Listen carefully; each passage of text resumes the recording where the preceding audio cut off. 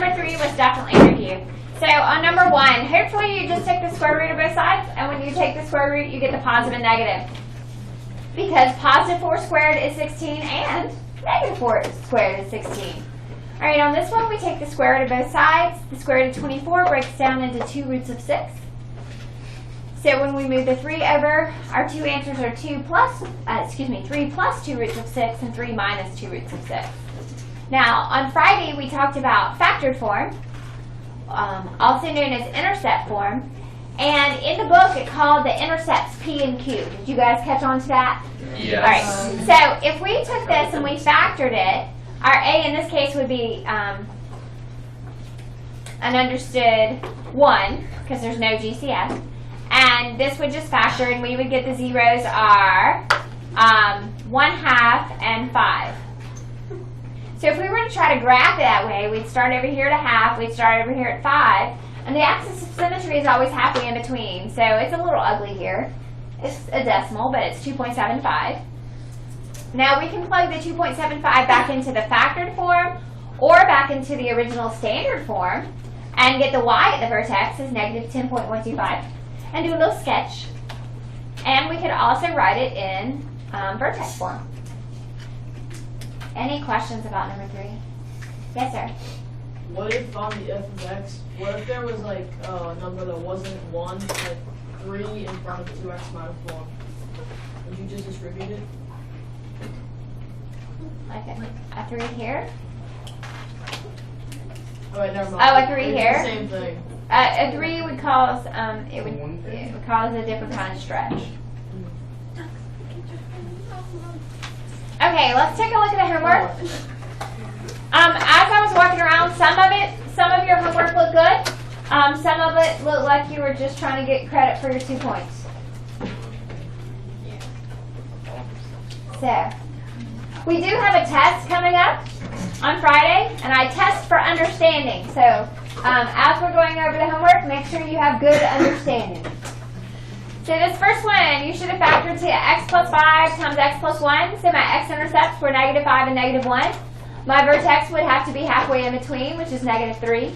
If I plug in negative 3, I get 2 times negative 2, which is negative 4. So this is intercept form, which is our factored form. And that's how we can quickly find our x-intercepts, which are the zeros of the function. And the vertex is always halfway in between. We can get the axis of symmetry by averaging our x, and so x equals negative 3, plug that back in, and we get a y value, and that gives us the vertex. Any questions about number 1? Okay, a couple people left this blank. Let's make sure you understand. Okay, number 2, it also factors nicely. This one factors to x plus 2 times x minus 4. So that gives us an intercept here at negative 2, because that's what would make the first factor equivalent to 0, and positive 4, which would make the second factor equal to 0. So those are our 2 x-intercepts. So our x at the vertex, or our axis of symmetry, has to be halfway in between, which is positive 1. And we plug in a 1 either in here or in factored form, and we get that the y at the vertex is negative 9. Any questions about 1 or 2?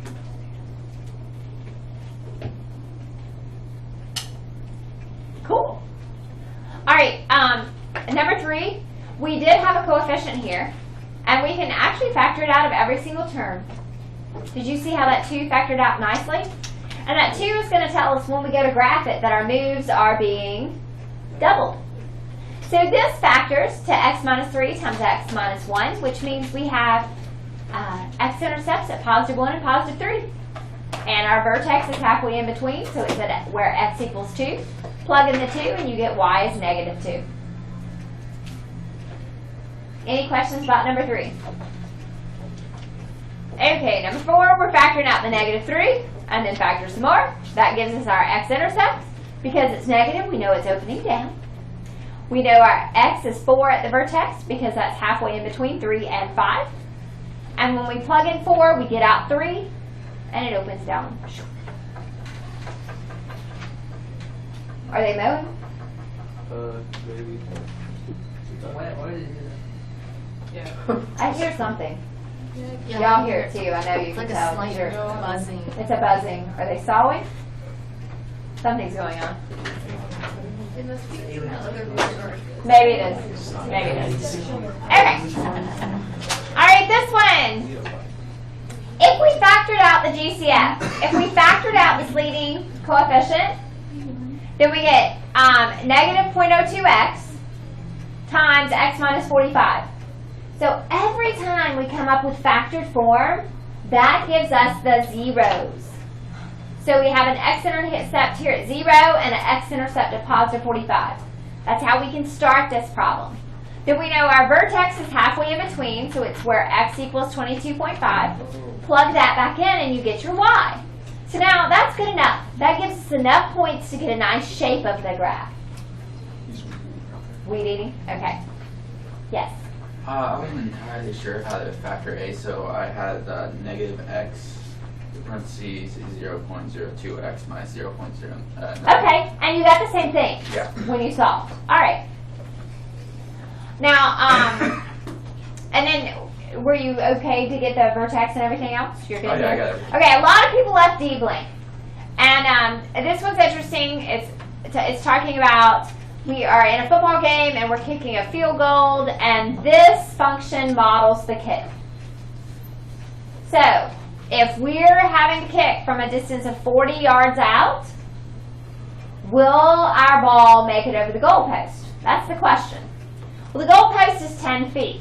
But did you guys notice this was in yards and this is in yards? Yes. And the reason they have it in yards is because you measure by yards on the football field, right? Yes. Everything's in yards. All right, so 10 feet would be a little over 3 yards. So I kind of drew this, I tried to draw it slightly above 3 yards, but it ends up being almost on top of it. But we can tell this, at 40, we're at 12 feet. We're at 4 yards, which is 12 feet. So is the ball high enough at that point to make it over the goalpost? Yes. Yes. So as long as we're between the uprights, we've got the height. So that's what we should have, that's what they were looking for in part D. Yes, Eric? I'm going to the Georgia Tech UNC game this weekend. Well, I hope better things happen than have happened the last 2 weeks. Could be worse. Could be all Oh, yeah. All right, Allison. Could you explain the x-intercepts again? Sure. The x-intercepts come from factored form. So if we take either of our factors, there's 1 and there's 1. What can I plug into this x to make that 0? 0. That gives us this one.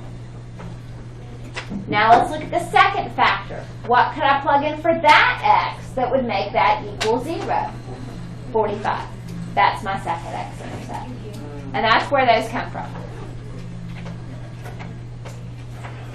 This movie. Yes. Did you go over how to find out for the vertex again? To find the vertex, x has to be halfway into between your 2 x-intercepts. So what's the midpoint of 0 and 45? Add them up, divide by 2, 22.5. So that's the x at the axis of symmetry, which is also your x at the vertex. So if you take that 22.5 and plug it in, either in the standard form or in the factored form, it'll spit out 10.125. Okay. Okay, now this one. Somebody had asked me about number 5 when I was going around. Are we good with number 5? Okay. Number 6. This one, when we factor it, we get a binomial times itself, which we can certainly write as a binomial squared. And anytime we end up with a binomial squared, we talked about this on Friday, it's going to touch the x-axis. The vertex sits on the x-axis. We called that a double root, didn't we? Yes. To be, yeah. And so, anytime it touches and bounces back, we call that tangent. When something touches only at one point, we call that tangent, right? Okay, so it is tangent to the x-axis at its vertex. And anytime something is tangent at its vertex, it can be rewritten as a binomial square. That's all this part was getting at. All right, let's notice that if we repeat our binomial here, we could rewrite it as a binomial square. And when that happens, it touches and bounces back, just like this one would. Yes, sir. 2 questions. What is the relationship between P and Q? P and Q are your x-intercepts. So that's it? P and Q are the zeros of the function, which represent the x-intercepts on the graph. Is P the smaller one? Nope. So is that P is just one and Q is the other. Is that just like the answer? What is the relationship between P and Q? Okay, in this case, they're the same. What is the relationship between P and Q? Here, they're equivalent. P and Q are the same. Therefore, it can be rewritten as a binomial square. Instead of x minus P times x minus Q, we could just write it as x minus P squared. Because P and Q are the same thing. In this case, they were both -3. Yes, sir. On a quiz or test, I assume you'd like us to simplify it to the A times x minus P squared. Yeah. On a test, I would prefer you to write it like that. Yeah. How long could you write it? They wrote it like this, where you write it out twice. I'd rather you not. I'd rather you write it like this. Okay. All right. The page where you just had to solve the equations. Equation solving versus dealing with functions. Oh, I see it there. Okay. I was kidding. I did that wrong. I didn't know we. I get it now though. I didn't. Yeah. We did an AP test Monday, and I was just drowning. in We stuff. did. Yeah. But it's over. Woo! Yes, it is. This is how it's going to feel next week. Yeah. Do you care? I have a project due for class that I have to read 15 different articles and summarize all the Study it. right. Do what you will.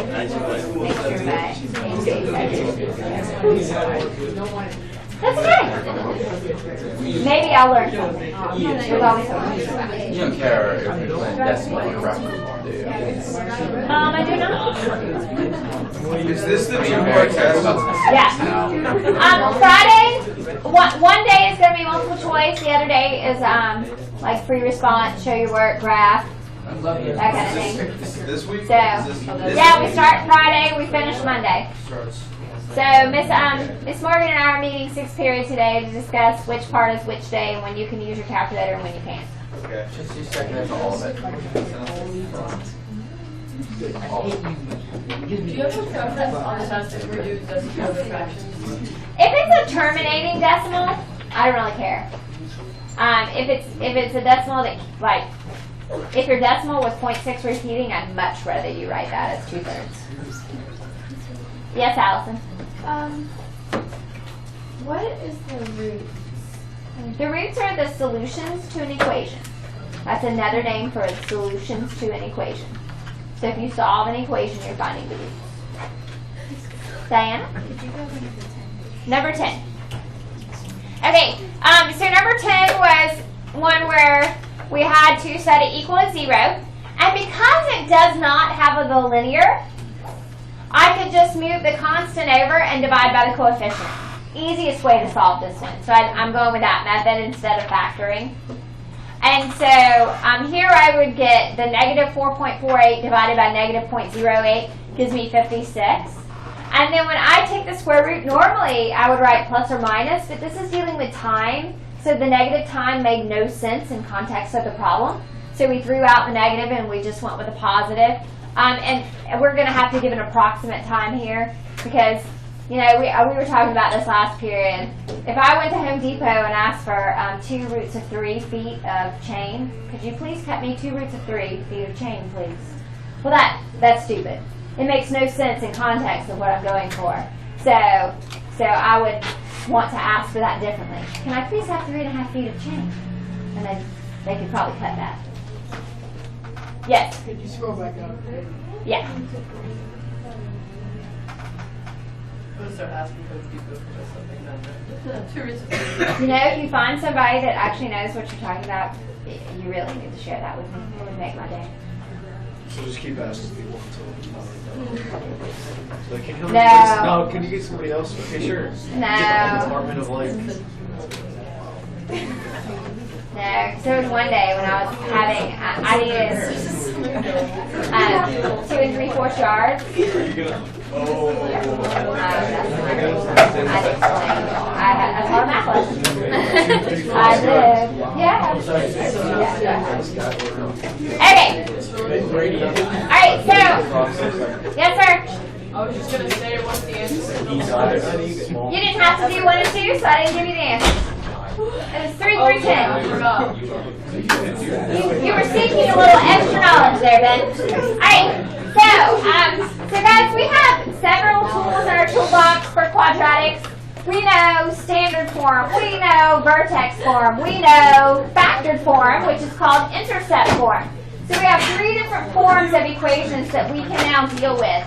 Now, today we're going to learn how to take something that's in standard form and convert it to vertex form a different way. We already know how to do that by doing negative b over 2a and plugging back in to get the y. But today we're going to look at it one more method, one more tool for our toolbox today. So today we're going to be completing the square to graph quadratics by writing them in vertex form.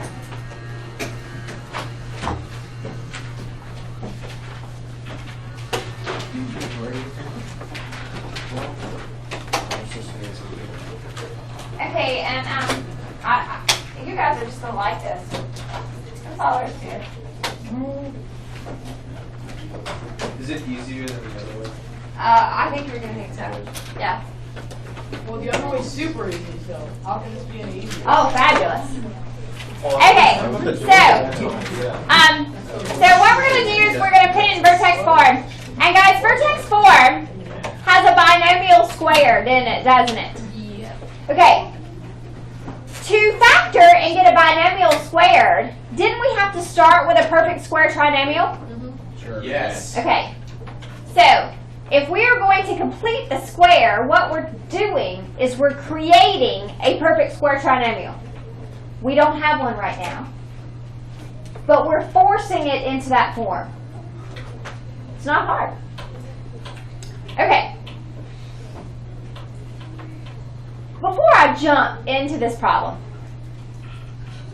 let's make sure everybody remembers what a perfect square trinomial looks like.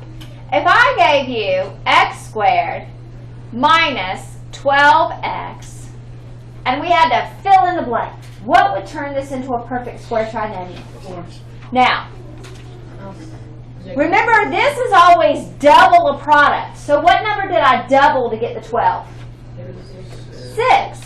And here it would be 36, right? So this is a perfect square trinomial, which I could write as this binomial squared, right? Okay? One of our homework assignments was doing this. What would I have to add right here to create a perfect square trinomial? 16. 16. Because this is double what number? 4. And 4 squared is 16. Okay? So that's what we're doing here. We're creating a perfect square trinomial where we didn't have one to start with. Okay, so on this one, what do I have to add right here to create a perfect square trinomial? 16. Okay. Am I allowed to take an equation and just add a number to it randomly? If you had No. If you add it to the other side. But isn't adding 16 to the other side the same as doing negative 16 on this side? Yeah. And that makes negative 2. That makes negative sense. Okay? It doesn't make no sense. So, we're forcing it. We force this into a perfect square trinomial. So it'll factor into, what does this factor into? X minus 4. X minus 4. X minus 4 squared. Plus 12. And then what is Minus 12 plus 16. Minus 12 minus 16. Negative 4. So you basically made a forced marriage. I don't like it. Wait a minute. Okay, Wait a minute. now, I like what you guys said earlier. I'm going to go ahead and show you the 3 methods. Your brain's going to like one of them the best. You pick. Okay? You guys said something about adding it to the other side. If we're going to play that game this way, what you would do is you would take the constant and move the constant over to the other side to start with. Oh god. Okay? My brain can only handle. Oh, I get it now. And so then when you added the 16 here and here, it's 4, right? It's just too. That's too much moving. And then you'd have to move it back over. It's not a big deal. Still not a lot. But did I get the same thing? It's like Yes. no difference at all. It's no difference at So all. much easier. Or, last method. Last method. And some of you, not the people that are whining right now, but some others that see it to start with, go, okay, if I've got this 8, I need this to turn into a 16. So you guys are going, all right, if I just added 4 right here, I've made a 16, right? Yes. So I got to do a negative 4 right there. So now this makes x minus 4 squared, because that was 16, minus 4. I like that one. That makes it even easier. You got 3 methods. I don't really care. I like the first one. I like the third. Okay.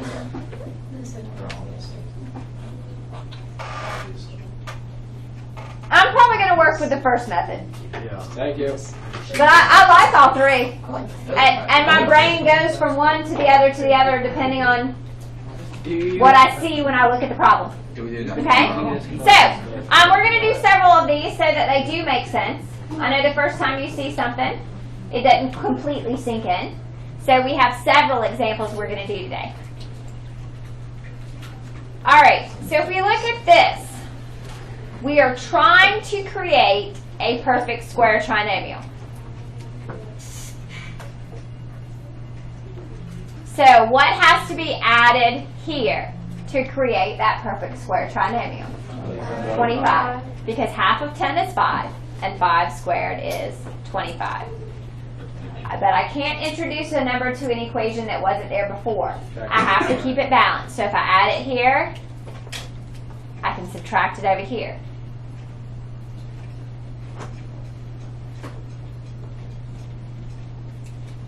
Okay, how does this forced perfect square trinomial factor? X Plus or minus squared. X plus 5 squared. And what is negative 13 and negative 25 is a negative 38. So now it's easy to tell my vertex is negative 5, negative 38. It's going to open up and it's going to have normal moves. So, like, what would you call this method? Completing the square. Okay, because I vote to call it shotgun wedding method. Okay. So here we're completing the square to rewrite it in vertex form. So it doesn't matter. Yes, Negative Do 38. you ever make a solve a thing using this? This will be. Or can we use the other way? Whoa, there's a number there. That was not there. Sorry. He started grooming the window. It was really weird. They're just getting the bugs and stuff off the windows. Grooming the window. Wait, so it can still be negative. It doesn't matter if it's Oh, you added the coefficient. Oh. I did. I added a coefficient. Okay. So here we have added a coefficient. It's not a big deal though. It doesn't change too much. Oh.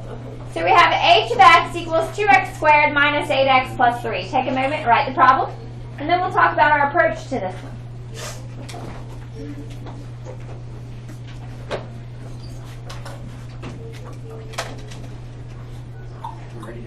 Okay, now remember, vertex form is a times x minus h squared plus k.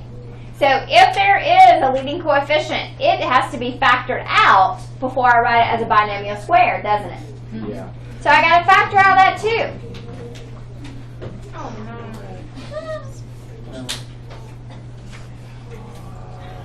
Okay.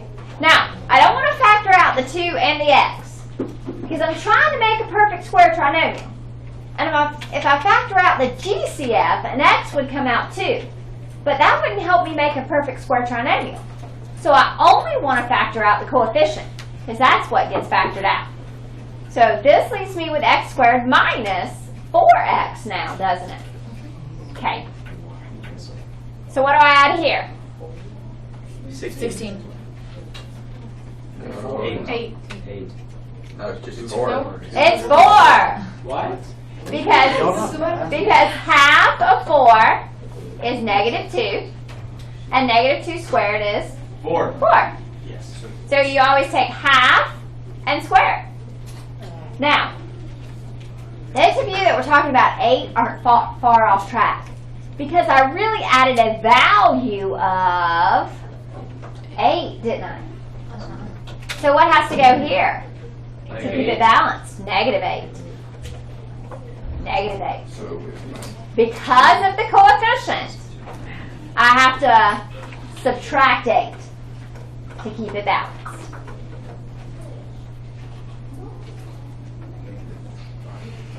Yep. Whoa. I think it all worked out, then I forgot about the coefficient.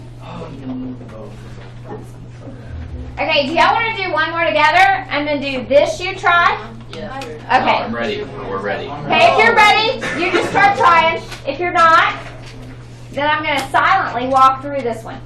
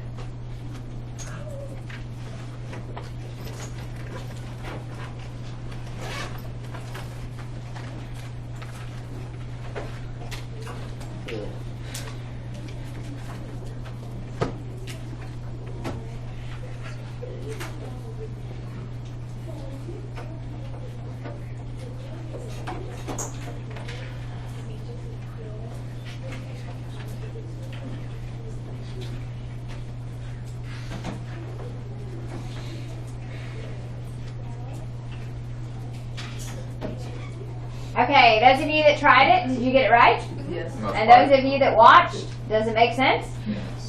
Yes, Allison. Yeah. Can you explain like how you went from the like 5 and then parentheses x squared minus 10x not at to like the final answer? Okay, what we're doing every time is we're taking what we forced into a perfect square trinomial and factoring it. Every time this is going to create a binomial squared. That's why we made a perfect square trinomial. So you do square root, sign of the middle. Okay. Yes, sir. How'd you get that 25? Half of negative 10 is negative 5. Negative 5 squared is 25. That's it? Every time. Half the middle term squared. Really? Yep. Every time. That's it. All right, last you try. I'm not asking you to. Not like you're condescending to tell me. These aren't like Can you that move him? hard. I can move both of you.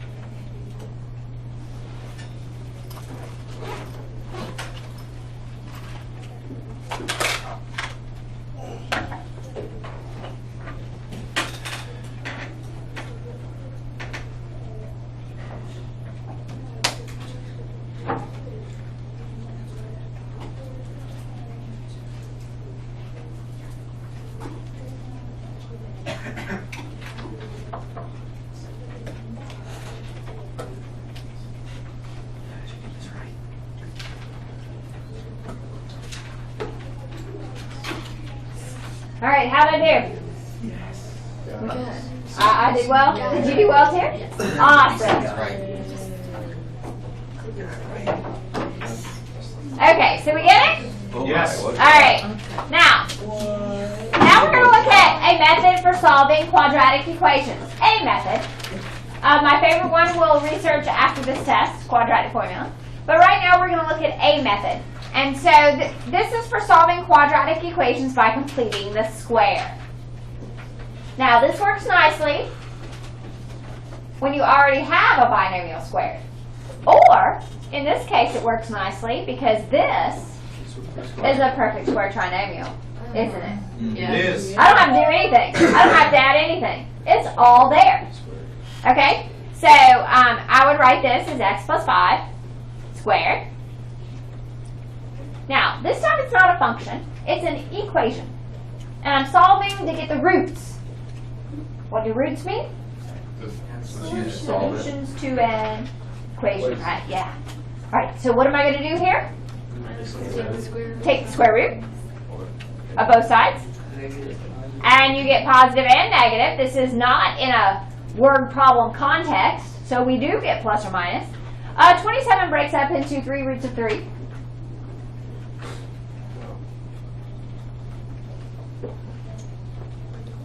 And then we'll move the 5 back over. So my two answers are negative 5 plus 3 roots of 3, or negative 5 minus 3 roots of 3. Would it? I get it right. Because I thought you were going to write it as like two different things for like x equals minus 5, then minus 3 roots of 3. Oh, okay. And then a different one. Minus 5 plus 3 roots of 3, Are those both right? minus 5 minus 3 roots of 3. Like, could we write those both down on the test and they'd both be right? Yeah, you need both. You must have both to be right. No, like have the first one. You can write it this way or this way. Okay. Okay, now, we talked about 3 methods for completing the square. Now, the second one, where we move the constant over, this one actually works best in a lot of cases. Now, we didn't do it here. I did see the projectile. I thought you were just modeling some quadratic motion right there.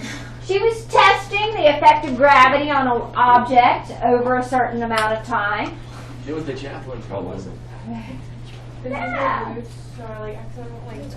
Okay.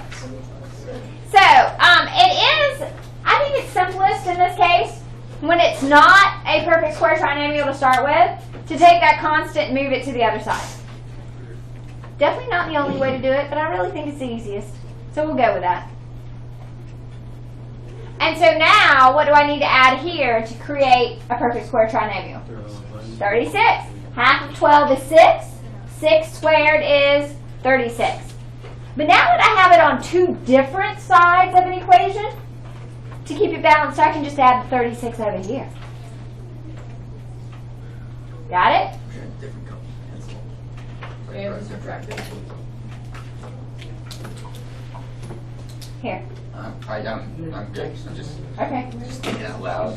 Well, I'm trying to meet your needs. That news. Alright. So this becomes x minus 6 squared. And this is 56. So now take the square root of both sides. Square root.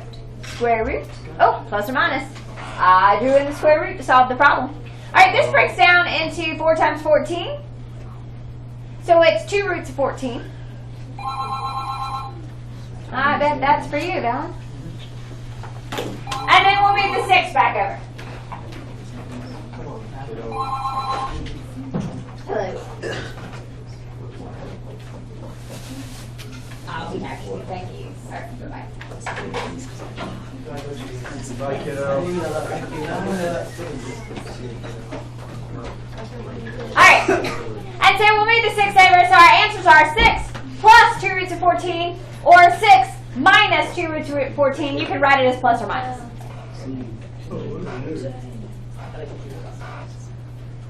Okay, we got it? Okay. Okay, now this one, not in the right form. Not in the right form. How about you just watch the last 2? If you want them, they'll be on my notes. Alright, so to get in the right form, we have to keep those x's together. That's the only way I can complete the square. That's a 27. Alright, so here I would have to add 9, and here I would have to add 9, and then this would become x plus 3 squared. Are we all good? Yes. X's have to stay together, turn it into a perfect square trinomial. Nice thing happened, because this is a perfect square. So when I take the square root of both sides, I'm going to get integers over here, plus or minus 6. And so when I move that 3 back over, I can actually simplify. This becomes negative 3 plus 6, or negative 3 minus 6. So my answers are 3, hold on, come on, Tim, 3 and negative 9. Now, when I get integer answers, it probably would have been easier to do it the way we did this weekend. Factoring.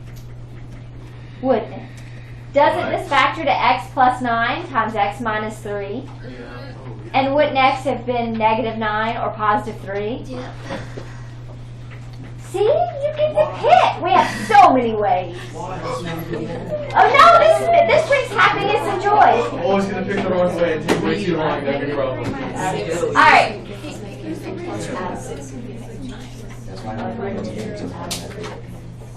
Okay, now, do you see this has coefficients?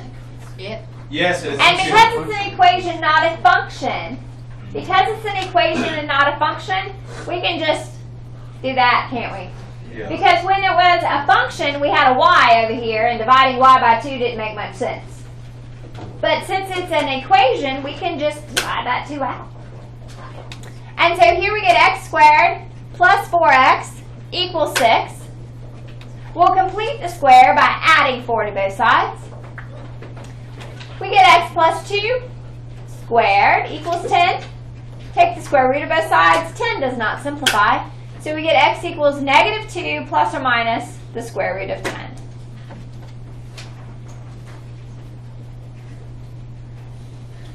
Okay, your homework's out of your workbook. It's page 365, 2, 4, and 6, and then 367 evens. So that's your geometry green workbook.